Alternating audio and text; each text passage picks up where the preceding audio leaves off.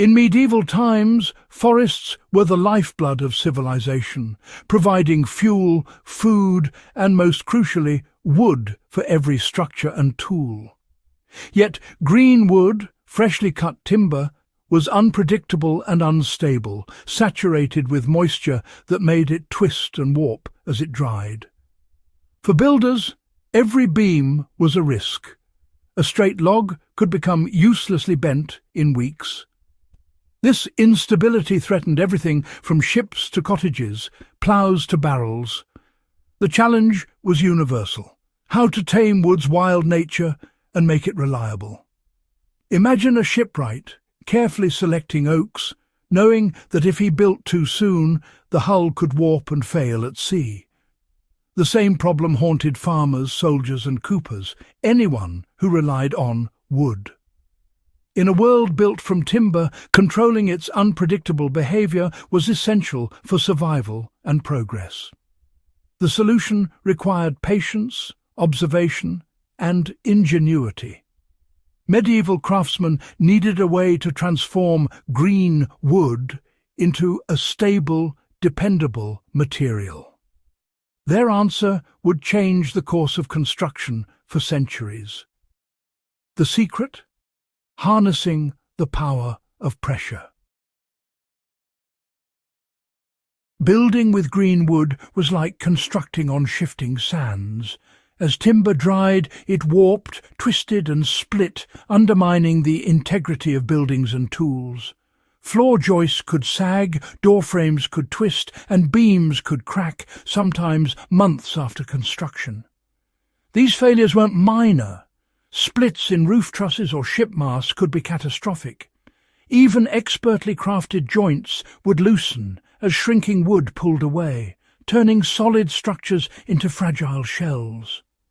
Communities could see years of work undone by the slow, silent movement of drying wood. The unreliability of green timber was a constant threat to safety and prosperity. To master their craft, medieval builders had to conquer wood's unpredictable heart. They needed a method to transform green wood into something stable and enduring. Only then could their creations stand the test of time. The answer lay in controlling the drying process itself.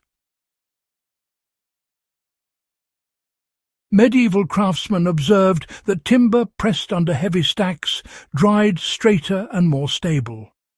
This led to a breakthrough. What if pressure could be applied deliberately to control wood's behavior? By holding green wood under constant force as it dried, they could prevent warping and splitting. This method, wood pressing, was a leap in ingenuity, turning a chaotic material into something reliable. Early techniques were simple, using weighted stacks, but soon evolved into more sophisticated methods. The more evenly pressure was applied, the better the results. This innovation would become the foundation of enduring medieval construction. The medieval woodpress was a marvel. Two massive beams connected by giant wooden screws. Craftsmen placed green timbers between the beams, then tightened the screws with long levers, applying immense pressure. The process was gradual. As wood compressed and dried, the press was tightened again and again, sometimes for months or even years. These presses were huge, permanent fixtures in workshops, symbolizing the highest level of craftsmanship. Only the best workshops owned them, capable of producing timber for the most demanding projects. The press was more than a tool. It was the engine behind the era's greatest structures. By mastering this technology, medieval builders could create timber that was strong, straight, and dependable.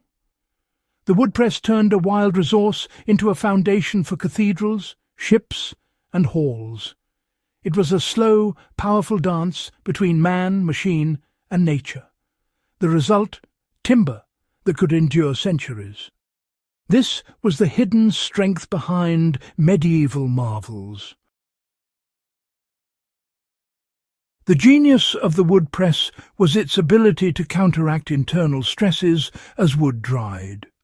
By applying steady pressure, the press prevented the outer layers from shrinking and splitting away from the moist core.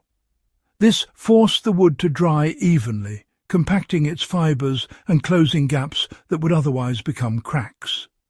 The result was denser, more stable timber, less likely to warp, split or absorb moisture in the future.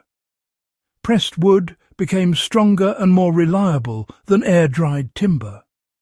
It resisted rot and decay, remaining true for centuries. For medieval builders, this was the ultimate material, as dependable as stone, yet light and workable. Through patience and pressure, they transformed wood's nature. This process set the standard for quality construction. Pressing wood was laborious and costly, so it was reserved for the most critical structural elements. In cathedrals and great halls, pressed timbers formed the main beams and roof trusses, the skeletons that held everything aloft.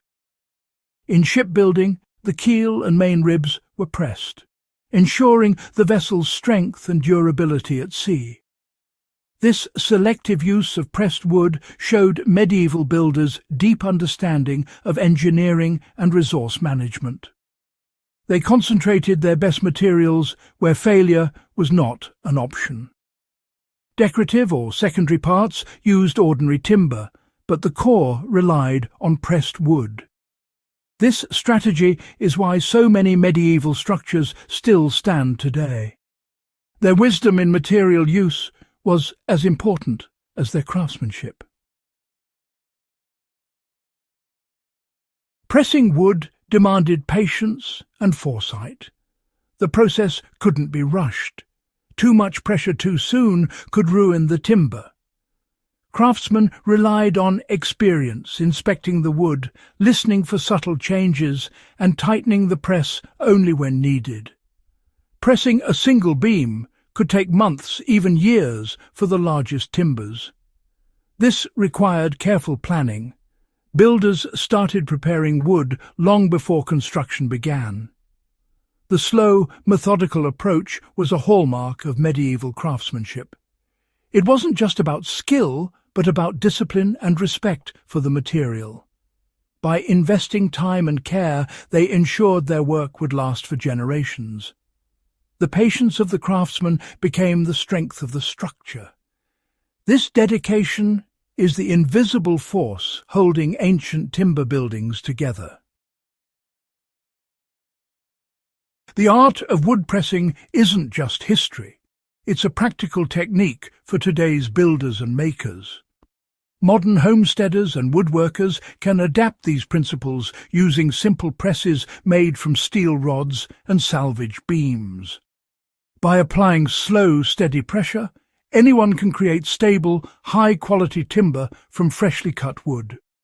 This method works for everything from house beams to furniture and tool handles.